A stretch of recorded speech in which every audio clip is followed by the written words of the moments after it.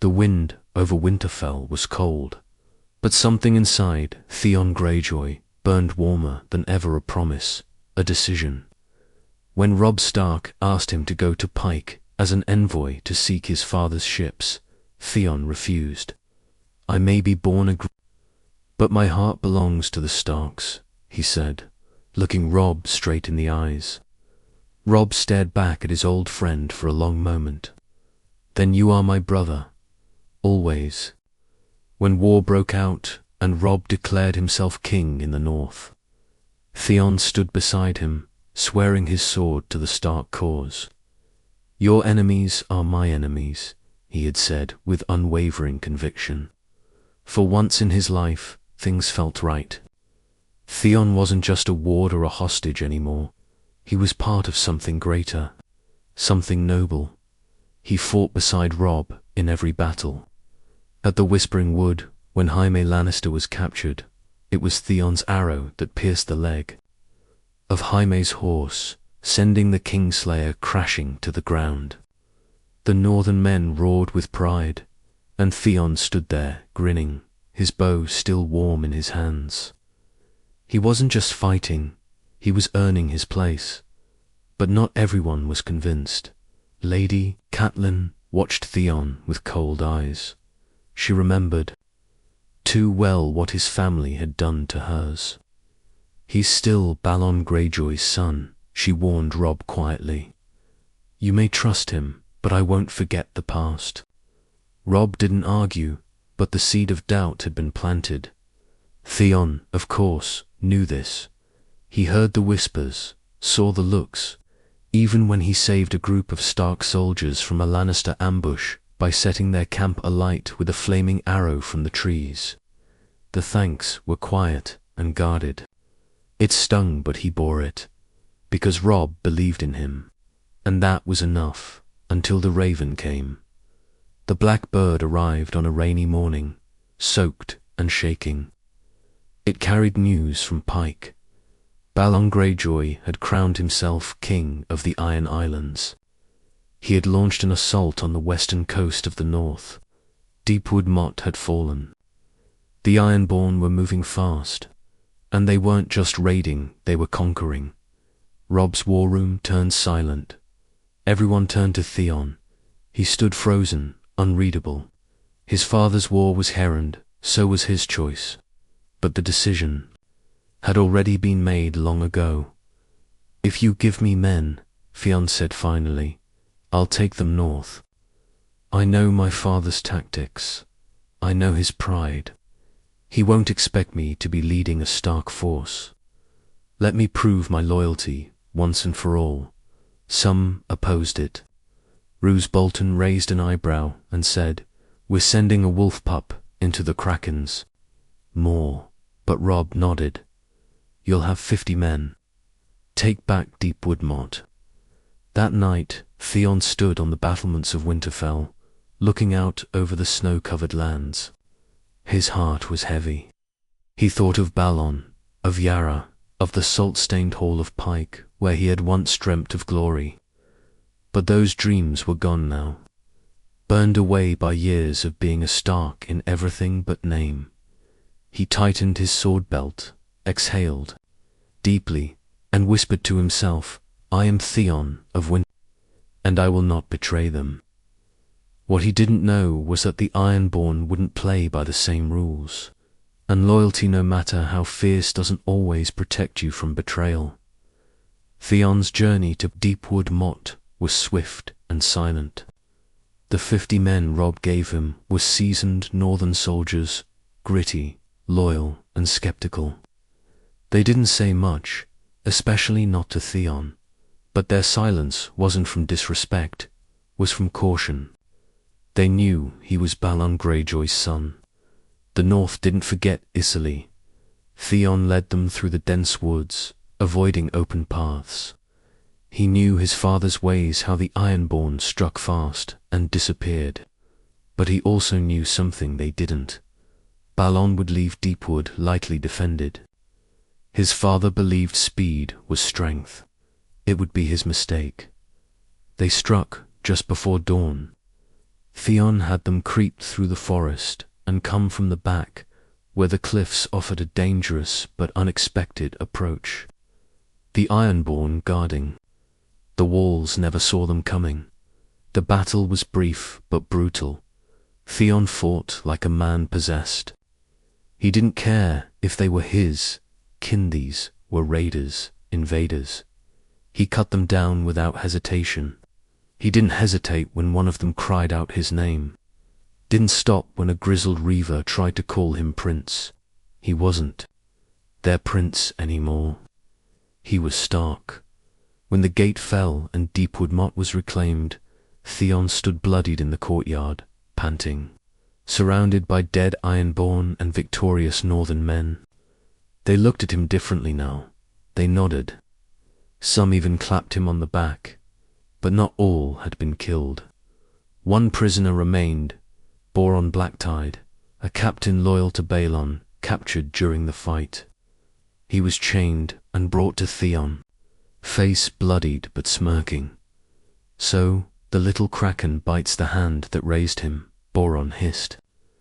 "Do you think your father will forgive this? You're not a wolf, boy. You'll never be one." Theon stared at him coldly. "Then let him come see what I've become."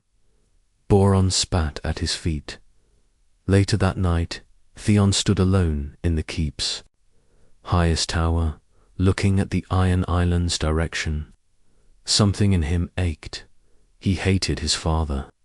But some part of him still longed for approval, even if it meant nothing anymore. He thought of Yara, his sister, the only one who ever treated him with something close to love.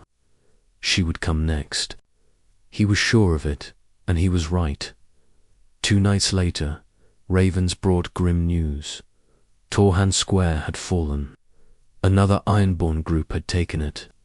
But this time, the banner wasn't Balon's. It was Yara's. Robb's letter was brief. Yara leads them. If she holds Torhan, she could strike Eith. Winterfell is vulnerable. Theon gripped the letter until his knuckles went white. The North didn't have enough men to defend every holdfast. Robb was too deep in the south, chasing Tywin's forces. If Winterfell fell, it would break the North's spirit.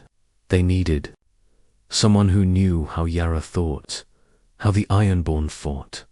And there was only one man for the task. He rode with 30 men toward Torhan Square, leaving 10 behind to hold deep. The snows were thicker now, slowing their travel. But he pushed hard, knowing Yara would move fast. She was cunning and proud, just like him. Only now they were on opposite sides of the line. Each mile felt heavier, not from the snow, but from what awaited him. He had killed his father's men. Now he would face his sister. He didn't want to fight her, but he would, because the Starks had given him something no one else had trust, and he would not break it. The road to Torhan Square was lined with smoke.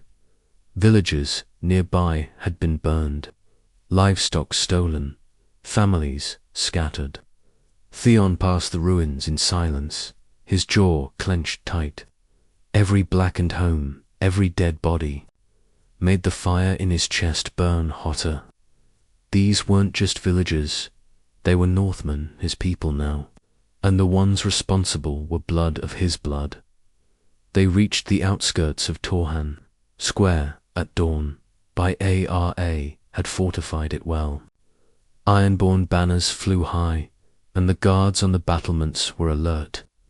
But Theon saw the weak points, supply routes unguarded, outer walls barely reinforced. The Ironborn never planned to hold ground. They only wanted to pillage and move. It was their way. It had always been their way. But Theon was no longer Ironborn. He scouted through the night, every step through snow reminding him of the winters he spent as a boy in Winterfell. He remembered how Robb used to sneak out for mock battles, how Jon Snow would track him through the trees. Those memories were distant now, but they kept him grounded, reminded him who he was fighting for. The plan was simple. Draw the Ironborn out with a false retreat, then trap them in the forest where their numbers meant little. It worked almost too well. Yara herself led the pursuing party. She rode at the front, blades in hand, fury in her eyes. Theon's heart twisted when he saw her. She was still his sister, the only one who had ever called him brother without bitterness. But now she was his enemy. When the trap was sprung, the forest echoed with the clash of steel and the cries of the wounded. Theon fought with all he had, blocking out everything but the need to win. He found Yara in the chaos, her axe already red with blood. Their eyes locked. She stared in disbelief. Theon, he didn't answer. He lunged. Their blades met with the sound of metal screaming. She was stronger, faster, but he was fighting for something more than pride. Every blow he struck came from years of pain, confusion, rejection. Every parry was a step further away from his past. You fight like a wolf, Yara spat, pushing him back. You think they'll ever call you one of them? They already have, Theon growled, driving her to her knees. He could have killed her then, but he hesitated, not out of weakness, but choice. Yield, Yara, call back your men. End this before more die. She looked up at him, breathing hard, fury and betrayal in her eyes. You've picked your side, she said coldly. Don't think there's a place for you left in mine. I'm not asking for one. She dropped her axe. It ended that day. Yara and her remaining men were taken prisoner, sent south to await Robb's judgment. Theon stood alone in the snow, watching them go, the weight of it all pressing down on his shoulders. He had won, but he didn't feel like a victor. That night, around a fire outside the reclaimed Torhan Square, one of the Stark bannermen handed Theon a cup of mead. To the Kraken who fights for the wolf, he said with a grin. The men laughed, but Theon only stared into the flames. He had fought his blood. He had saved the North. But deep down, he knew the war was only beginning, and the hardest choices still lay ahead, because loyalty, true loyalty, would be tested again, and next time it wouldn't be on a battlefield. Winter kept falling harder, blanketing the North in silence. Theon returned to Winterfell, not as a traitor, but as a hero. The banners of the Iron Islands no longer flew in the north, and Robb's forces had managed to push back against the Lannisters in the Riverlands. Yet even in the warmth of Winterfell's halls, a chill lingered. Maester, Luwin welcomed Theon back with tired eyes and a soft nod. Bran, now the acting Lord of Winterfell, greeted him with quiet respect. But Theon saw it.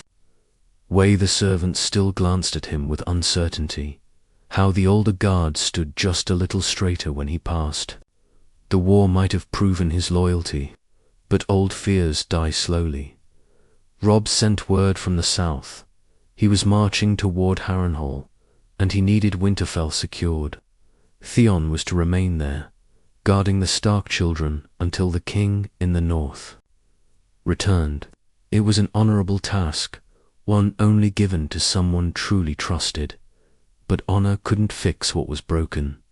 Theon stood often on the battlements, staring across the snowy fields. He thought of Yara in chains, of Balon brooding on his lonely throne. He had cut himself from his bloodline completely, and now he was alone. He belonged to no one. One evening, while walking the courtyard, he came upon Bran speaking with Hodor and Oshor. The boy was trying to stay strong, but Theon saw the weight in his eyes. Winterfell was not just a castle to him, it was a prison of expectation. Theon knelt beside him. You're doing well, Bran. Bran looked up at him. Do you miss them, your family? Theon hesitated. I miss who I thought they were. Bran nodded. Sometimes I think I miss Jon more than father. He understood being in between things. That hit Theon like a stone. That night, he dreamed of the sea waves crashing against the rocks of Pike, of seagulls screaming over the drowned gods' temples. But he also dreamed of wolves, of howling in the snow. He woke in sweat, caught between two worlds that neither wanted him. Then the raven came. It bore a dark message from the south. Robb Stark had been betrayed by the Freys. The Red Wedding had taken place. Catelyn, Stark and Robb were dead. The parchment slipped from Theon's fingers. His chest went hollow. The hall that day was silent. No one spoke for hours. Maester Luwin wept quietly in the corner. Bran's face went white with shock. Rickon didn't understand. He just kept asking when Robb would be back. And Theon, he felt something in him die. Robb was the reason he stayed, the reason he turned his back on the Greyjoys, the only person who ever called him brother with full heart. And now he was gone. The days that followed were dark. Roose Bolton was named Warden of the North by the Lannisters. Word spread that Winterfell was under scrutiny. Worse, whispers came of Ramsay Snow Roose's bastard making moves, burning villagers, and playing a sick game with the Stark name. Theon knew it then. This wasn't over. Winterfell was vulnerable. The Boltons would come, not as friends, but as vultures. He went to Maester Luwin. We need to prepare, fortify, hide Bran and Rickon if we must. Roose Bolton is no ally. The old man nodded. Do what you must, Theon. They're your family now. It was the first time anyone had said that out loud, and Theon would not let them die. Not after Robb. Not after everything. Theon wasted no time. The North was bleeding, and Winterfell could no longer rely on the illusion of safety. He doubled the night watch, barred the gates, and had the blacksmiths reforging old swords and armor. From the crypts, every stable boy was drilled, every wall inspected.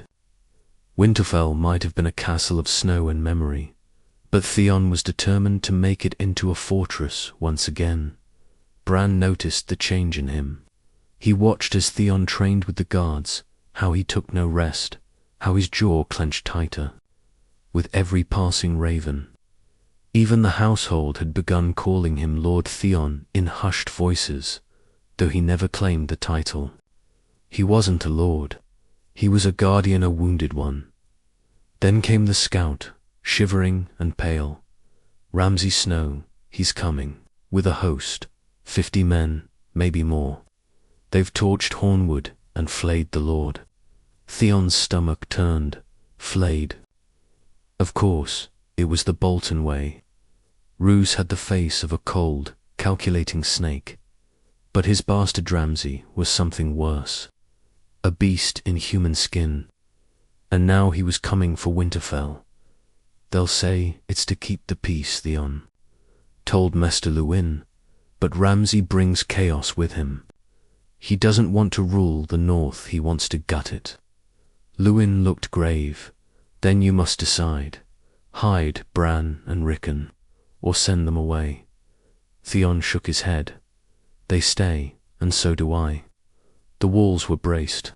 Traps were set in the woods.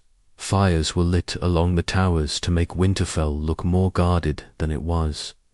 But Theon knew it wouldn't be enough. Ramsay would come with cruelty, not strategy. And cruelty didn't care about walls. 3 nights later, the banners of House Bolton appeared at the tree line. Ramsay rode at the front, smirking like a child with a sharp knife. His hair was wild, his face far too clean for the things he was known to do. He didn't bring a demand. He brought a message, wrapped in the skin of a northern scout, and tossed over the gate. Theon stood at the top of the ramparts, holding the bloody piece of flesh in shaking hands. Even the guards around him went pale. He could hear Ramsay laughing below. "You don't want to see what I'll do when I'm inside your walls, little kraken," Ramsay shouted, his voice echoing across the snow. "You think you've earned your place with the wolves. Wolves die easy, just like the boy king." Theon turned, face stone. He gathered every man in the great hall that night, all 29 of them. "We don't have numbers," he said, "but we have the home. We know every brick, every path, every shadow. If we fight like wolves, we can make the bastard bleed." There was silence. Then one man stepped forward. "We're with you, Theon. Stark or Greyjoy, it doesn't matter. You fight for winter." The words wrapped around him like a cloak he never expected to wear. When Ramsay attacked, the snows were deep and the winds howled like ghosts. Flaming arrows rained from the sky, but Theon had turned Winterfell into a trap. Pits opened under charging men. Boiling oil rained from the towers. Doors that looked weak were reinforced. Every corridor was a maze, and Theon fought like a demon. He met Ramsay in the courtyard, where the snow was red and steaming. Their blades met, and Theon didn't speak. He just struck. Ramsay smiled even as he bled, as if enjoying the pain, but Theon didn't give him a chance to gloat. He stabbed him through the stomach, then drove his sword deeper until the bastard stopped grinning, until he stopped moving. The men watched in awe. When it was over, Theon stood over Ramsay's body, bloody, gasping, but alive. The wolf had won, and for the first time, the North truly saw Theon Greyjoy not as a hostage, not as a traitor, but as a Stark. Winterfell stood, bruised but unbroken. The fires of battle had been extinguished, and Ramsay Snow's body was buried under the same snow he once promised to turn red. His men, those who survived, either fled into the wilds or bent the knee.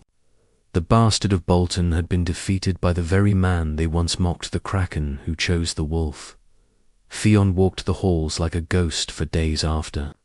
His wounds were deep, but not fatal. The deeper wounds, though, weren't on his skin. They were in his heart losses that couldn't be bandaged. Robb, Catelyn Yara, now a prisoner of war. His past was shattered, his future uncertain. But one morning, Bran called for him. He sat in the godswood beneath the weirwood tree, the red leaves falling like soft blood onto the snow. Hodor stood nearby, silent as always. "I saw you in a dream," Bran said. Theon paused. "I hope I wasn't dying in it." Bran gave a faint smile. "You were standing, protecting Winterfell, like a true Stark." Theon didn't answer. He simply sat beside the boy, watching the way the weirwood's face bled tears of sap. "I'm not a Stark, Bran, not really." "You are," Bran replied, voice soft but sure. "You're the only one who stayed." Those words stayed with him. The raven that came weeks later bore the sigil of House Arryn. Sansa Stark was alive, safe in the Eyrie under Lady Lysa's protection. It was the first good news in months. Hope flickered, fragile and golden. Theon wrote to her. Not long letters, just small notes, updates, reassurances. "Bran and Rickon are safe. When stands, I held it for you." Her reply came, folded carefully. "Thank you. I never forgot you were one of us." For the first time in his life, Theon felt something close to peace. He had done what few men had faced down his blood, chosen honor over history, and protected the children of the house that raised him. And though the world still burned in the south and enemies still lurked, for now, Winterfell was his to guard. The north whispered his name, not with fear, but with respect. Ballads began to form, songs sung by old men in taverns. The kraken turned wolf, who stood in the snow with sword and flame, and let his past go. He held Winterfell. When others had fled and laid the bastard of Bolton dead, he never sought glory, only redemption. And in that snowy ancient keep of stone and sorrow, Theon Greyjoy found it, not as a prince, not as a traitor, but as the boy who stayed.